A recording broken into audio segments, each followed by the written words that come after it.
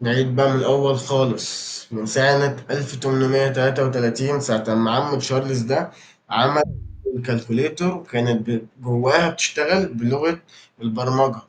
حلو. البرمجة دي احنا عملناها ليه؟ عشان دي المترجم بين الإنسان ولغة الآلة.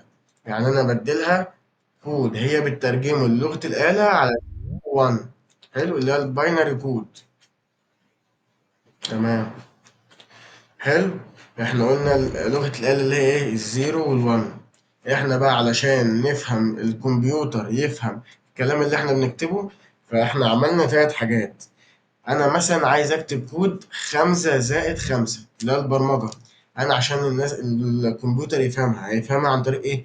في 3 حاجات للبرمجة الكود بيترجم ليها. في حاجة اسمها ماشين ليفل لانجوج، حاجة اسمها اسمبلي ليفل لانجوج، في حاجة اسمها هاي ليفل لانجوج. انا عايز اكتب 5 زائد 5 في ماشين ليفل لانجوج. ماشين ليفل لانجوج دي بتترجم الكود على طول للغة الزيرو والوان على طول دغري.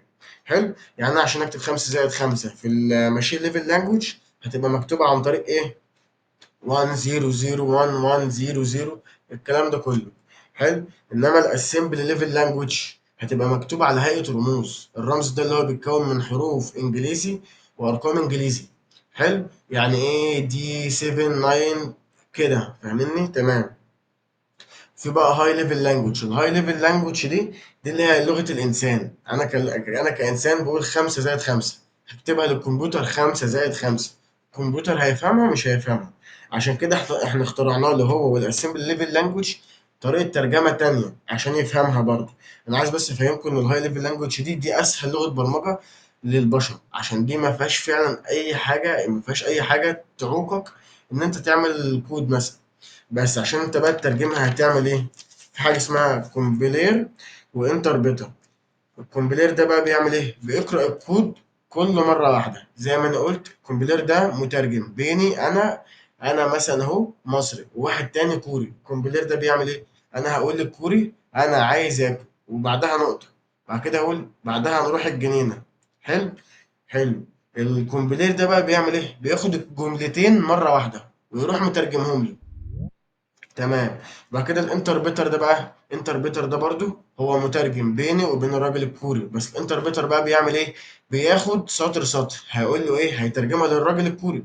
انا عايز اكل، هيترجمها له. بعد كده يستنى، بعد كده هيقول له بعدها ايه؟ وبعدها نروح الجنينة. بيترجم له سطر سطر، انما الكومبيلير بيترجمها مرة واحدة. الكومبيلير ده بقى بيعمل ايه؟ هو والانتربيتر بيعملوا الماشين ليفل لانجوج والاسمبلي ليفل لانجوج. يعني الكومبيلر ده بيترجم الماشين ليفل لانجوج والاسمبلي ليفل لانجوج، والانتربريتر بيترجم برضو الماشين ليفل لانجوج والاسمبلي ليفل لانجوج. تمام. الكومبيلر ليفل لانجوج اللي احنا قلنا بيترجم الماشين ليفل لانجوج والاسمبلي ليفل لانجوج ده بيترجم لغات برمجه معينه. حلو. لغات البرمجه المعينه اللي هو بيترجمها اللي هي سي والسي بلس بلس والجافا. دول 3 لغات برمجه. احنا دلوقتي طبعا انتوا مش عارفين ايه السي والسي بلس بلس والجافا، الكلام ده كله لسه هشرحه. حلو. والانتربريتر ده ليه برضو لغات برمجه بيعملها لوحدها، بيترجمها لوحدها، اللي هو البايثون وجافا سكريبت واتش بي بي. تمام. تمام. هنخش بقى دلوقتي، انا عايز بس اعيد الحته دي عشان الحته دي مهمه. الكومبيلير بيترجم السي والسي بلس بلس والجافا، انما الانتربريتر بيترجم البايثون والجافا سكريبت واتش بي بي. تمام. احنا بقى هنفرق بين لغات البرمجه. اولا اللي هي سي والسي بلس بلس، اللي فاكرها اللي هي بتترجم عن طريق ايه؟ الكومبيلير. السي والسي بلس بلس دي، انت دلوقتي انت عندك مثلا ميكروويف او مروحه او ثلاجه او غساله، اي حاجه من الكلام ده كله. احنا عشان نبرمجها، عشان نديلها الامر انها تشتغل مثلا، هنعمل ايه؟ هتدوس على زرار. انت اما تدوس على زرار انت فاكر ان هو كده فهم مثلا ان انت قلت له انا عايز شغل دقيقه مثلا؟ لا، هو ما فهمش. انت كده اديت له امر ان هو يحول السي والسي بلس بلس للغه آلة عشان يفهمها. يبقى الميكروويف والتلاجة والغسالة والعربيات والطيارات والكلام ده كله لغة البرمجة بتاعتها السي والسي بلس بلس. يعني دي اللغة اللي انت حرفيا بتستخدمها في كل حاجة، يعتبر في الغسالات أي حاجة، أي حاجة بتشتغل بالكهرباء. حلو. والأجهزة الطبية حتى، يعني أنت لو قدامك جهاز طبي أنت بتستخدم فيه السي والسي بلس بلس. البايثون بقى دي البروجرامنج اي اي والويب سايت، دي بقى اللي هي فعلا مهمه جدا.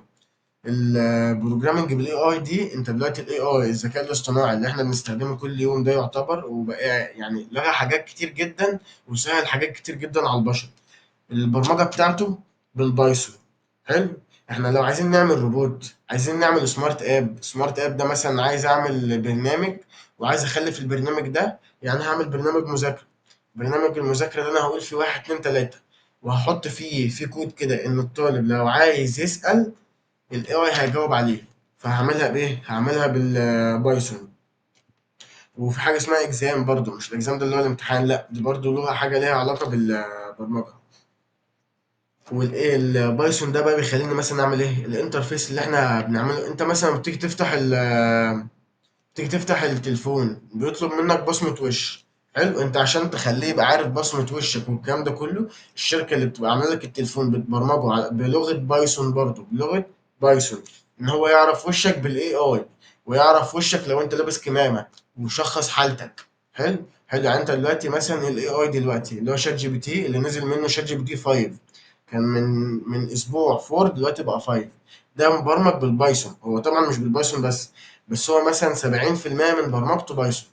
انت مثلا عشان انت مثلا تعبان ومكسل مثلا تروح للدكتور، فانت مثلا هتقول شات جي بي تي انا تعبان بطني وجعاني وبرجع مثلا ومصدع، فهو يقول لك يبقى انت كده مثلا عندك برد.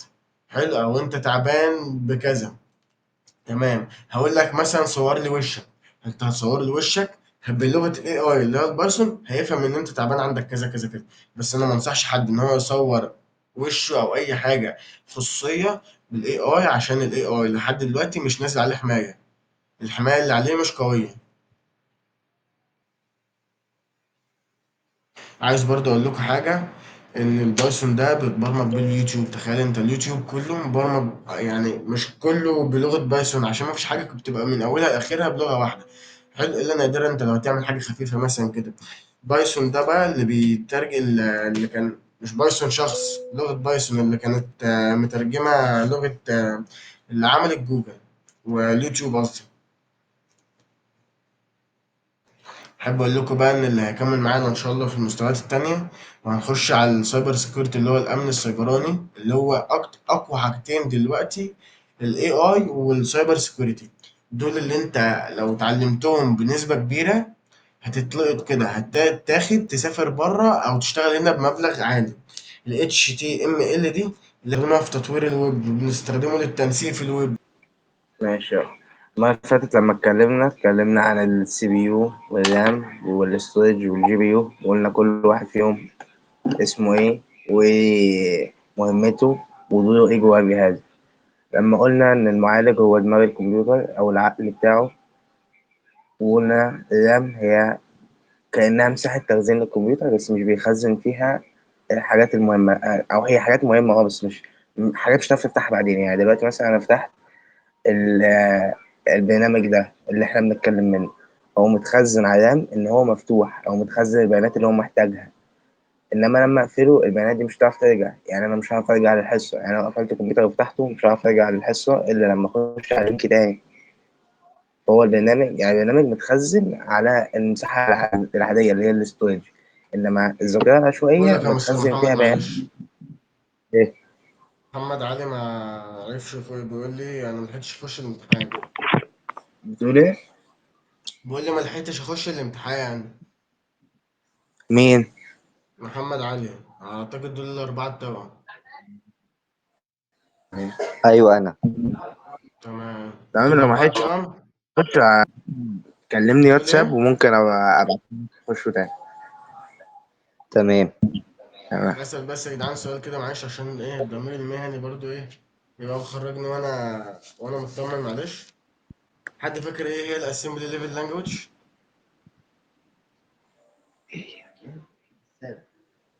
الاسمبلي ليفل لانجوج اللي هي الهاي لانجوج وكده. ده الاسمبلي ليفل لانجوج اللي هي بتحول لغة الانسان لرموز. طب الهاي ليفل لانجوج؟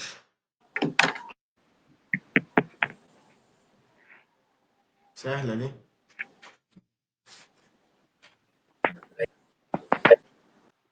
بتقولوا ايه؟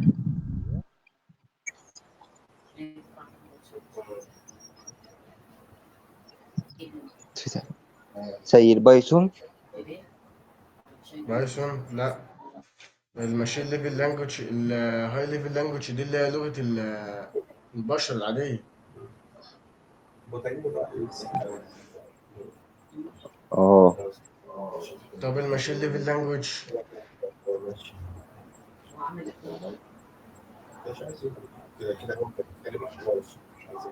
هي في ماشي. لغة بتحول الكمبيوتر للبرمجة اللي هي 0 و 1، وفي لغة تانية بتحولها كلام الإنسان العادي. ده قصدك ولا ايه؟ ايوه، الماشين ليفل لانجوج دي هي الزيرو والوان اللي هي اسمها باينري كود. دي اللي هي بتحول باينري كلام كود. الانسان. ايوه. والاسمبلي ليفل لانجوج دي اللي هي بتحول الكلام لرموز. الاسمبلي ليفل لانجوج. والهاي ليفل لانجوج دي اللي هي لغة البشر. ايوه كود، لغة الإنسان. ايوه شطار. تمام. بصوا انا كاتب الكلام ده كله في نوت عندي، يعني هبعته لكم على الواتس. بس انتوا مالكوش دعوه بخطي، اهم حاجه ان انتوا تعرفوا تقراوا. اللي واقف معاه حاجه في خطي يبقى تمام. اكتب، اصل انا بكتب ماشي. انا في النوت. ماشي. ماشي. تمام. تمام. شطار يا رجاله، شكرا. شطار. شكرا لله. نكمل. المرة اللي فاتت لما خدنا التخزين، آه وقلنا انواع ال HDD وال SSD وال SSD M.2 والساتا والحاجات دي. احنا عرفنا ان هو بيخزن وانواع التخزين. الملفات بقى بتتخزن ازاي او حجمها بيبقى عامل ازاي؟ اقل حجم عندنا في التخزين اللي هو يعتبر مبقاش موجود دلوقتي حاجه اسمها بايت. ده يعتبر مفيش ملف بقى بايت دلوقتي او حاجه بقت بايت. بايت ده يعني حاجه قليله قوي قوي. ممكن بقى تلاقي ملفات من البت.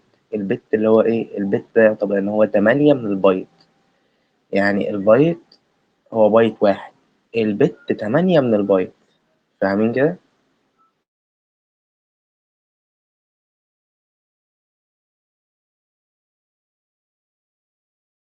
احنا عارفينها جيجا بايت. جيجا بايت دي تعتبر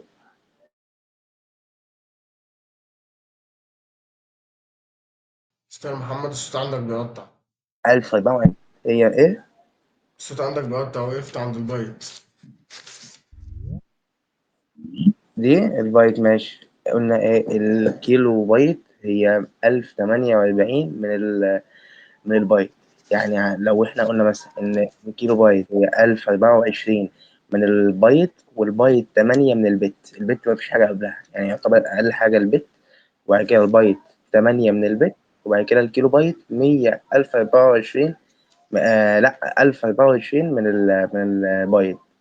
في بقى أكبر من جيجا بايت، في جيجا، في ميجا بايت، وفي تيرا بايت، في مساحات اعلى. بس ده اللي احنا ممكن تلاقيه دلوقتي. بس البت دلوقتي ما بقتش موجوده، انا بس جايبها لكم عشان اعرفكم ده قد ايه من هنا ومن هنا.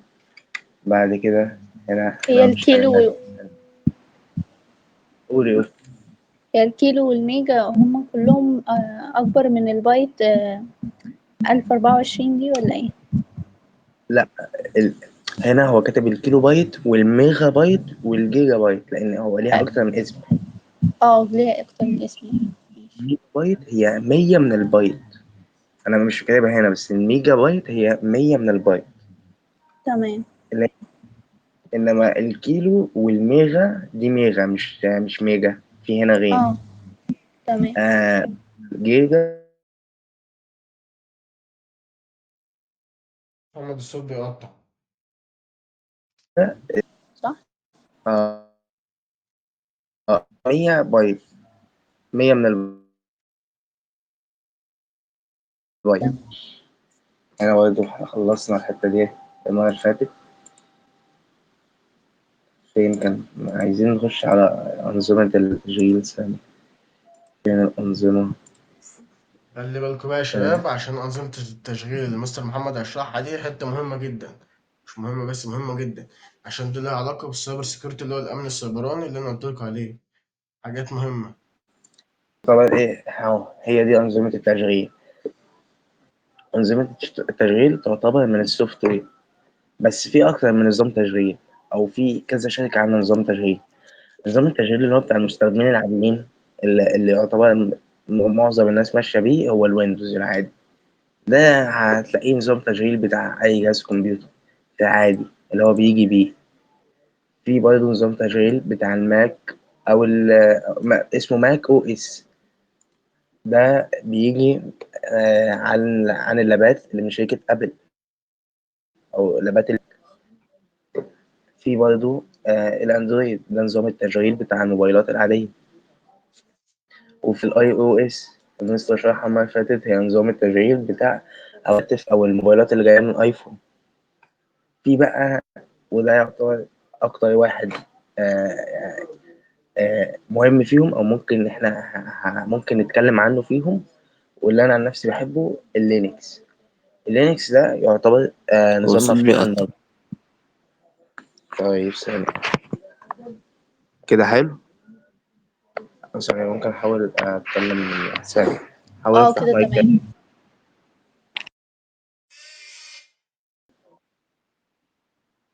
ماشي.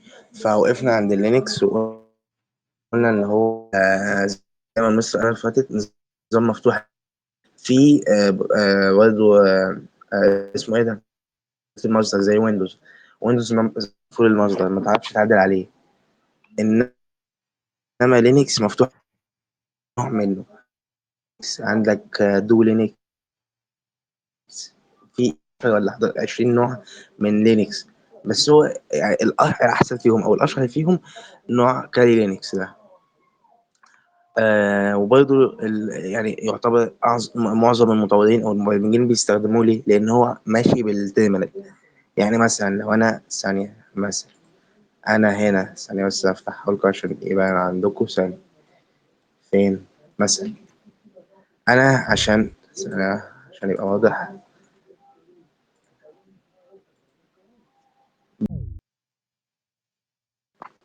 الصوت كده تمام. اه كده ايوه. تمام. اه آه، تمام. احنا اسفين والله على اللي حصل النهارده، الصوت. بس انا مش عارف في ايه حصل، لقيت الجهاز عندي مش بيطلع. بكلمكم دلوقتي من الموبايل، فمعلش اعذروني. ان شاء الله اول ما اقفل هحل المشكله دي. فقلنا ايه جزء من السايبر سيكيورتي، عشان لما ناخد الحصه اللي بعد جايه او اللي بعدها نبقى احنا خدنا مبادئ. هنتكلم النهارده ازاي نحمي نفسنا على الانترنت، او ازاي نبقى بنتصفح عادي بامان. معلومه، اي حد فينا مش هيتهكر او هيحصل له مشكله، او الجهاز بتاعه حد يبقى ليه اكسس عليه الا بغلطه مننا. يعني انت لازم تغلط علشان حد يعرف يخش على الجهاز بتاعك، لان مفيش واحد في الكون كله هيعرف يخش على جهاز حد تاني بضغط الزرار، او ان هو يلبس كاب اسود ويقعد ده ضلمه الشاشه عندي مش كبيره. مش كبيره ليه؟ طب أعتقد إنها داخلة من تليفون. ما انا داخل برضه من الموبايل، هي باين عندي عادي. مش عارف، استنى طب أنا أجرب. مش عارف الصراحة المشكلة في إيه. حاول طب تخرجي وخش تاني، حاول تخرجي وخش تاني. أيوة كده ماشي، طيب. حاول تخرجي وخش تاني. كده هي اللي ظاهر التليفون انا عندها كمان داخل. أسامينا بس. مش مشكله عندي. أيوة ماشي، اخرجي يعني لو وخش انت تاني. يعني لو هي مش كبيره من اللعب. هي مش تفرق تليفون ولا لعبة يا شباب، انا داخل برضه من الموبايل ومن الكمبيوتر، والاثنين نفس الحجم عندي. فلو حد عنده مشكله او هي صغيره بزياده قوي يجرب خلاص يخرج ويمشي. تمام تمام. بقت كبيرة. تمام. تمام. فكنا بنقول محدش هيعرف يجي جنبك او يحاول يخش على تليفونك الا بغلطه منك، لان الانظمه اللي احنا بنستعملها مؤمنه. مش عندي الا لو انا دخلت على لينك غلط، او انا حملت برنامج من بره جوجل بلاي او بره الاب ستور. البرنامج ده اول لما بيخش عندي بياخد اكسس على الجهاز من غير ما انا اوافق عليه، او ممكن يقول لي اديني اكسس على الجهاز وانا هدوس عادي، لان هو برنامج انا منزله عشان استفاد منه. بس هو مش على الاب ستور. الاب ستور اي برنامج بينزل عليه بيتعمل له فحص، ويشوفوا الكود بتاعه ويشوفوا بقى الملفات اللي بياخدها والملفات اللي بيوديها عشان يتأكد إن يستخدم له برنامج ده يبقى آمن. فنتفق إن أول حاجة ما ينفعش نحمل أي برنامج من بره الأب ستور، لازم نحمله من متجر موثوق فيه. الحاجات المتوقعة اللي احنا آه بنحملها واللعب تاني اللي بيجي حاجة فيه بقى ده كله قلنا فاكس. الألعاب المكركة، ومثلا برنامج بفلوس أنا أنزله ببلاش عشان آخد منه الميزة اللي أنا عايزها، بس مش عايز أدفع فلوس. أول حاجة غير إن ده حرام، تاني حاجة ده هيعرضك إن أنت ممكن تتهكر أو بياناتك تتسرق. آه إزاي بقى؟ دي بقى الغلطات اللي إحنا ممكن نعملها. طب إزاي بقى نتفادى الغلطات دي واحدة واحدة؟ أول حاجة اللي إحنا نعمل كلمة سر قوية، لأن على نظام لينكس ده في أداة، مثلا مش فاكر كان اسمها انستا حاجة أو كده. الأداة دي أنت بتدخل لها اسم الأكونت اللي أنت مثلا تخش عليه أو عايز تهكره، ويقعد يطلب منك تفاصيل: سن المستخدم قد إيه، اسمه إيه، مدرسته إيه الهوايات اللي بيحبها، إيه الحاجات اللي، إيه عيد ميلاده، إيه الحاجات دي. والأداة بقى تقعد تخمن في الباسورد وتخمن في الباسورد، ممكن تجرب 1000 ولا 2000 أو 100,000 باسورد لحد ما يطلع الباسورد الصح. فبس الأداة دي بيكون ليها ليميت. فأنت دلوقتي لو عامل باسورد من 4 حروف غير لما تكون عامل باسورد من 12 حرف أو 12 رقم، الأداة هتحتاج محاولات أكتر. فكل ما المحاولات بتزيد أنت بتصعب على الموضوع. فإحنا عايزين نعمل باسورد طويل ومعقد. أول حاجة لازم ما يقلش عن 8 أو 10 حروف وأرقام، وتخليه متنوع، يعني حروف كبيرة، حروف أرقام. تمام. وما يكون يتردد عندي. فتح المايك يا شباب. مثلا ما اكتبش اسمي وعيد ميلادي بعده، او ما اكتبش مثلا اسمي وجنبه رقم ورقمين. لازم اكتب حروف وارقام تكون حتى يعني لو عاوزها. ففي برامج أستاذ محمد الصوت بتنزل على قطع. الموبايل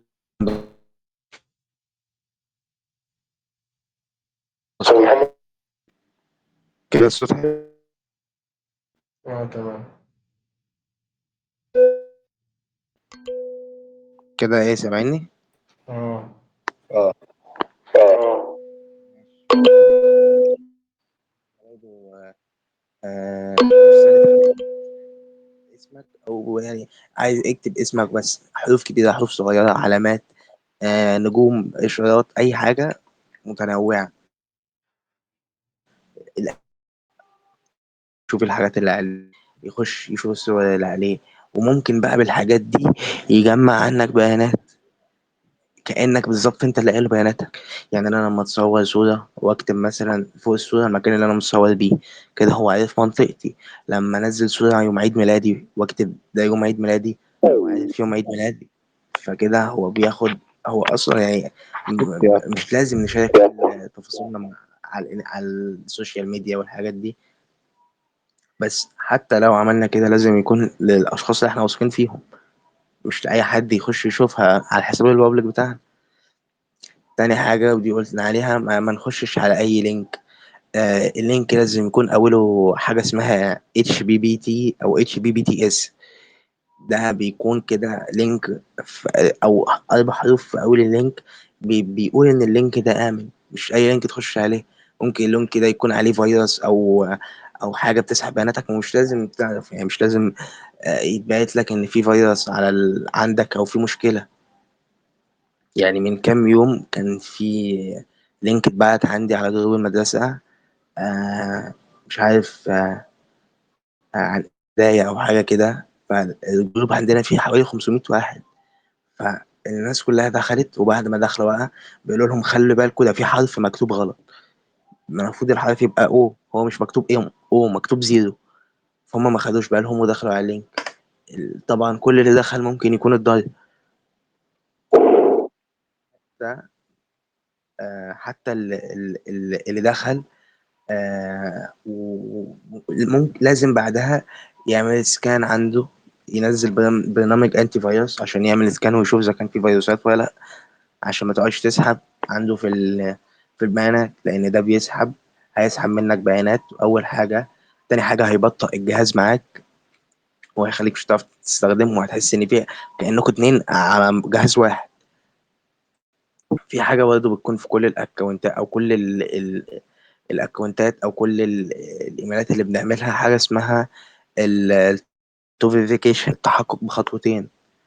دي محدش هيعرف يخش عندك على الاكونت غير لما انت تعرف او انت اللي توافق. يعتبر يعني زي باسورد، انت بتحطه فوق الباسورد اللي عندك، مش اي حد يعرف يخش غير توافقتك انت. اللي بعدها آه ده برضه الحته دي. حد كان بيتكلم؟ حد كان بيتكلم؟ تمام ماشي. دي الحته اللي انا كنت قلتها لكم في الاول، ان قبل ما تخش على اي لينك تتاكد من اوله، لازم يكون في علامه القفل دي. قفل بتكون هنا كده في الاول، بتكون قبل اول حرف، بيقول لك ان بياناتك مقفوله، محدش عارف ياخدها. وبرضه بدايه اللينك تكون HTTP او HTTPS، ده بيكون شكلها، وحرف الاس ده يعني بيعتبر امان زياده، لان برضه ال HTTP بقى فيه لينكات برضه بتسحب وتنزل فيروسات والكلام ده. بعد كده قبل ما تنزل اي بيانات لازم ما تتاكد ان هي مش بيانات خاصة بيك أو خصوصية بزيادة، أو يعني لو بيانات خصوصية مش لازم أي حد يشوفها. تاني حاجة، حاول تنزل برامج حماية عندك، كل شوية تعمل سكان تتأكد إذا كان في فيروس كده أو كده. ولو حصل وحسيت إن في فيروس كده أو كده، لازم تكلم حد كبير، تقول له واحد اتنين تلاتة، حتى لو الغلط من عندك. تقول له مثلا نزلت لعبة كذا أو حصل لي كذا، هم ممكن يعرفوا يتصرفوا. بس احنا كده خلصت. حد عنده اي سؤال؟